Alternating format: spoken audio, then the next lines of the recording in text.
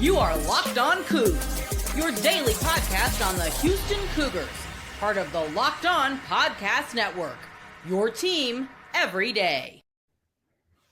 Parker Andrews hosts the Locked On Coogs here, bringing on Houston and BYU this weekend in the Fertitta Center. Big 12 play back at Fertitta. It's a great thing. And I told you I want to talk some about the matchups in this game. I got three names you got to know and one matchup I like. How about that? Okay. Name I think you got to know is Richie Saunders. He's their high points per game man. Richie getting about 14 points per game, 4 rebounds. He's a 6'5" guard. And Richie Saunders himself is shooting, frankly, like he could fit into the Houston Cougars starting lineup, shooting 42.9% from behind the arc on over 5 attempts. And of their three-point shooters, he's kind of the one I'm most worried about attacking the rim. He's an interesting matchup at 6'5", especially considering the other guys I'm worried about, like in the 6'9" range. I wonder if he gets Milos, Uzan on him in coverage. I just feel like that's the most natural matchup because Milos is 6'4", and the length I think helps him play a little bit bigger than that. Again, Saunders should have the ball in his hands a lot. He's also kind of in their more recent games, it looks like, as far as the shot chart goes, been more of a catch and shoot guy. But of these true guards, he's kind of the one that handles the ball the best. Milos, I thought, played defensively a great game against Oklahoma State. And so I think that could kind of carry over into this one. He had early foul trouble in that one, got me a little worried, but he kind of played through it and played smartly through it as that one finished. So I imagine that's the matchup you see here. The next two guys, the ones that I don't know where the matchup comes from, and it's a pair of freshmen.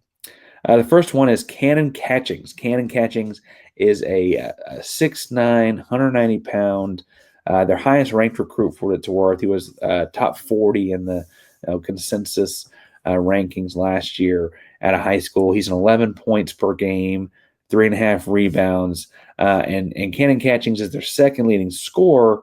And, he's not shooting nearly as many from behind the arc. He's not the catch and shoot threat at 6'9". He's catching it typically a lot closer to the rim, but he does the pick and pop kind of stuff, and he shoots it from behind the arc at, let's just say a pretty effective clip at 33%, right? And so, I'm sorry, I got this backwards. I got my guys backwards. Cannon Catchings, 6.33 per game at 33%. Next time I need to not write my notes by hand. But what I'm getting at is that he's an interesting matchup at 6'9". And I don't think you put a manual on him, even though he is 6 foot. He's a perimeter guy. And I don't know that I put a manual on him because, Manuel's got long arms, and Manuel's a very strong, sturdy base kind of guy that can hang out with him if he wanted to drive. I feel like the length and contesting that shot and keeping up with him makes him a lot more of honestly, a Jawan Roberts matchup. I know that it's weird to put your power forward out here on the perimeter with Cannon Catchings. They do technically list him as a forward, and he does start at that spot, at that kind of 3-4 swing spot. He doesn't play down by the rim like Jawan's used to playing, but I think Jawan's proven and past points of his college career that he can hang out there. Obviously, this is like premier back when Jarris Walker was on the team kind of category where you put him out there on the perimeter and not losing sleep about it. I'm not losing a lot of sleep about Cannon Catchings out there and anything like that. But I do think I do think that that's an awkward matchup at 6'9" for a perimeter guy because of how much time he spends out there on the pop. I will say if you can make him put on the ground, you got a good chance to get the ball back yourself. So play the shot at the pop. You can recover after everything else. I think that's the Roberts matchup. The biggest matchup in this game, though, is going to be what Houston does with Igor Demon. And Igor Demon, I've been pronouncing Demon for a long time because I think that's the kind of guy that makes you lose sleep. At 6'9", 190 pounds with long arms, he doesn't seem to have a position. He's 12.2 points per game, also leads them in assists with 5.9, 4.5 rebounds. He does that very well. He does a lot of different things. I would, in a critical moment, say I don't know that he can cover a lot of Houston's guys either. He struggles on the defensive side of the floor. He's from Russia, but played his semi-pro basketball, I should say, as he's now technically legally an amateur. I don't know, but he played in Spain last year for a Spanish club in Madrid. Checks notes. Yes, for Real Madrid, and I feel like he is the kind of guy that he is an impact freshman that has a legitimate chance to win Big 12 Player of the Year. I don't know that BYU will win enough games to get him that award. He is their best player. He is a very universally hard to cover player. He does a lot of things very well. And if Houston's not ready for him, the same way Momlovich last year at Iowa State gave them problems, this Igor Demon guy could also give them problems. I think, and this is where I may be different. I think you alternate on him between Emmanuel Sharp and Terrence Arsenault, because he's shooting less threes per game. He's shooting less than 5. Admittedly, at a 34% clip than Cannon Catchings is, and so I don't think you're worried about necessarily shooting a bunch of shots. Further, I think you want the lower to the ground body because you want to kind of stay in front of him because he's really the only guy that is going to be a real threat to drive and kick to open, to make a high-level pass or a pass that beats a defense for a kick. Like anyone can drive and kick to an open guy. That's not the hard thing. But to drive and kick to a guy that you're making open with the pass, that's something special, guards. That's something Jamal did so well for Houston last year, right? And frankly, Igor does that very well for BYU. Part of it's because he's 6'9". He can see over a lot of things.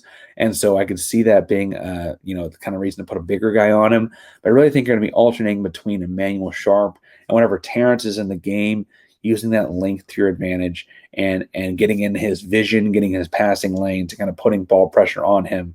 Those are the two guys that she's sharing this.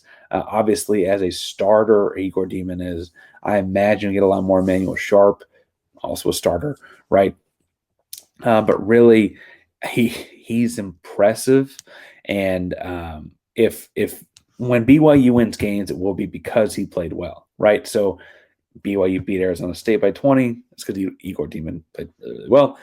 I think Houston wins on Saturday in Fertitta Center, but if something were to go south, I think it'd be because they'd had trouble in the matchup with Igor. I think it's an Emmanuel Sharp kind of matchup. Again, he's maturing. He's growing. The Momlovich guy from Iowa State last year gave him problems, but that was a younger, different Crash. Emmanuel Sharp Crash. I think this is a different guy now. The matchup, though, I'm interested in seeing that I think Houston could win and thus win the game is actually none of those. And it's not even a high points per game kind of guy. It's really a bench big that plays a lot of minutes for them, and that's Keba Keita, who's getting 7 points and 9 rebounds per game. Now, Keba Keita has so I say a bench guy because he plays less minutes than the guys coming off the bench. He's technically the only listed center for BYU. Keba Keita is listed at 6'7" and a center. Yes, the other perimeter guys I've mentioned have all been taller at 6'9". Doesn't seem to make much sense, but Keita has crazy long arms and wingspan.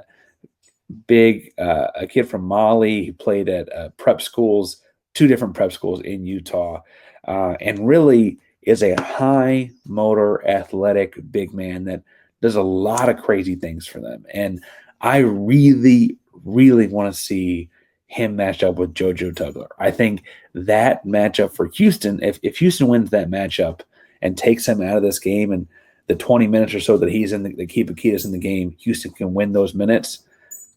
They got a good thing, right? They got a good thing going in this game. I could also see him in that motor getting JoJo in early foul trouble, and you haven't played JVR a lot of this game on him, right? And so maybe it's upset a lot minutes. So like all those kind of things are going to be factors as well. But that's the matchup I want to see is Keba Keita versus JoJo Tugler. And truthfully, I think I still put my money on JoJo. I don't mean to say I'm worried about it or whatever, but like that's the matchup that if Houston wins, I feel pretty confident that they're going to come away with the victory in this game. Now, last year, Houston won a really close one. It was in Provo. It was hotly contested. It was tough. There was a controversial call. Briefly, for the new folks, the Houston Cougars, recap that one like 60 seconds and talk about what could be replicable from that into this year's game. But before we get to that, today's show is brought to you by Game Time. Game Time is the best place to get last tickets, lowest price, guaranteed. I love going to live events. I like sports. I like comedy. I like theater. Especially, you want to win some bonus points here, guys. Girl goes with you to the sports games. You take her to the theater. I'm telling you, you're going to enjoy it more than you realize. But whatever the case may be, all of those memories come from Game Time. Game Time has made it even easier for you to get tickets for your favorite events with a new feature, Game Time Picks. The feature filters out all the fluff. I'm going to show you incredible deals on seats so you don't have to waste time searching through thousands of tickets. Recently, Christmas gift, I actually got some Rockets tickets for my brother using the Game Time app with Game Time Picks. I got an amazing deal. I could get view from the seats that he was going to be sitting in before I bought them. I could also see how that value and the amazing deal is getting stacked up to other values in the stadium. The super deal was really impressive, offering great, unbeatable prices. All-in pricing means I know exactly what I was paying for all at one time. To take the guesswork out of buying tickets with Game Time, download the Game Time app, create an account, and use code LOCKEDONCollege for $20 off your first purchase. Terms apply. Again, create an account, redeem code LOCKEDONCollege, LOCKEDONCOLLEGE for $20 off. Download Game Time today. What time is it? It's Game Time.